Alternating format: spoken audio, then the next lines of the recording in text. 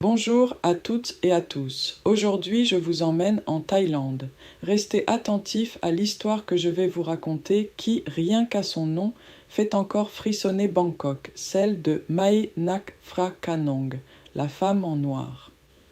Pour vous situer cette légende, elle raconte l'histoire de Mae Nak, une femme qui meurt en donnant naissance alors que son mari, Mak, est au combat. Elle revient sous la forme d'un esprit pour rejoindre son mari, mais son apparition effraie ceux qui l'entourent. Cette histoire a été adaptée en plusieurs films et spectacles. Alors, j'imagine un quartier paisible, au bord des canaux, avec les maisons serrées les unes contre les autres, presque comme si elles se protégeaient du silence. Et au milieu de cette vie paisible, il y avait Mae Nak, une femme douce, aimante, profondément attachée à son foyer, une présence lumineuse de celle qu'on n'oublie pas. Elle vivait avec son mari, Mak, qu'elle aimait plus que tout. Mais un jour, Mak a dû partir à la guerre, et là, rien que d'y penser, je sens déjà la cassure. Lui qui s'éloigne, elle qui reste, avec l'attente, l'angoisse, et cet espoir fragile qu'on serre contre soi pour ne pas s'effondrer. Mae Nak l'attendait. Elle attendait son retour comme on attend un miracle. Sauf que le destin en a décidé autrement. Pendant l'absence de Mak, Mae Nak est morte en donnant naissance à leur enfant. Et je trouve que c'est là que l'histoire devient vraiment bouleversante, parce qu'on ne parle pas seulement d'un fantôme. On parle d'un amour interrompu, d'une vie brisée au moment même où elle devait donner la vie. Quand Mak est enfin revenu, il ne savait pas. Pour lui, Mae Nak était là, sa femme, son foyer, son monde, sauf que ce qu'il retrouvait n'appartenait déjà plus tout à fait au vivant. Mae Nak était revenue, elle aussi, mais autrement, pas comme un simple souvenir, pas comme une ombre lointaine, non, elle était là, présente, proche, presque réelle, un esprit habité par un amour si fort qu'il refusait de disparaître. Et c'est ça qui rend la légende si troublante. Elle fait peur, oui, mais cette peur naît d'abord de la tristesse. J'imagine les habitants du quartier remarquer peu à peu que quelque chose ne va pas. Des silences étranges, des regards qui se croisent sans oser parler.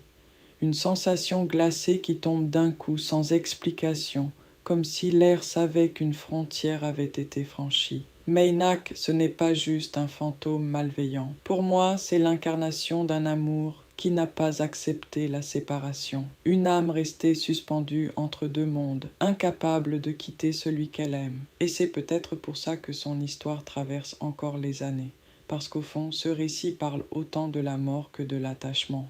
Il parle de ce qui reste quand tout devrait être terminé, d'un lien si puissant qu'il continue d'exister même dans l'obscurité. Ce que je trouve fascinant aussi, c'est que Mae Nak n'est jamais resté figé dans une seule version. Son histoire a été racontée encore et encore, au cinéma, sur scène, dans les récits populaires. Chaque adaptation lui donne un nouveau visage, mais l'émotion, elle, reste la même. Ce mélange de frissons, de chagrin et de beauté tragique. Alors, si je devais vous parler de Mae Nak aujourd'hui, je ne dirais pas seulement que c'est une légende effrayante. Je dirais que c'est une histoire d'amour qui a refusé de mourir. Une histoire où le surnaturel devient presque secondaire face à la force du manque, du souvenir, du lien. Et peut-être que c'est ça le plus troublant. Ce n'est pas juste qu'un fantôme soit revenu, c'est qu'elle soit revenue par amour. Tout de suite. La femme en noir, Mae Nak Phrakanong,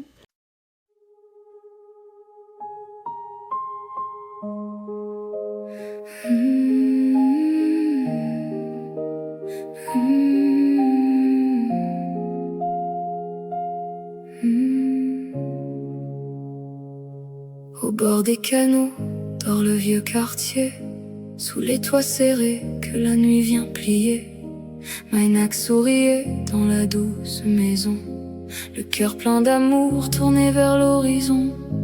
Mais Mak est parti au front et le feu, il laisse dans ses mains un adieu silencieux.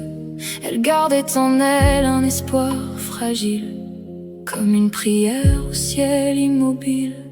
La femme en noir, dans la pénombre elle attend, entre deux mondes portés par le vent. Son amour plus fort que le temps qui s'enfuit revient parmi les vivants quand s'éteint la vie. La femme en noir dans la brume du soir cherche encore un cœur, une âme, un regard. Et Bangkok frissonne au fond de la nuit, car même la mort n'éteint pas l'amour qui lui. Pendant son absence, le destin l'a brisé. En donnant la vie, c'est la sienne qui tombait. Un enfant souffle, puis le grand silence. Et dans l'air est née une étrange présence. Quand Mac est rentré, il l'a vu près de lui, comme si rien n'avait emporté sa vie. Mais les gens du quartier baissaient tous les yeux, car l'amour parfois revient dangereusement. La femme en noir dans la pénombre, elle attend entre deux mondes portés par le vent.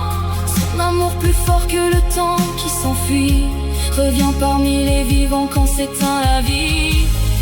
La femme en noir dans la brume du soir cherche encore un cœur, une âme, un regard. Et Bangkok frissonne au fond de la nuit, car même la mort n'éteint pas l'amour qui lui. Ce n'est pas la haine qui l'a fait rester, mais le fil d'un rêve qu'elle ne peut briser. Une âme perdue dans le manque et le froid, qui serre l'absence au creux de ses bras. La femme en noir dans la pénombre, elle attend entre deux mondes, prisonnière du temps. Son amour plus fort que la peur et l'oubli traverse le temps, traverse la nuit. La femme en noir dans le silence de mort laisse dans nos cœurs un étrange miroir, car sous le frisson de ce récit maudit, c'est l'amour qui revient dans la nuit. C'est l'amour qui revient dans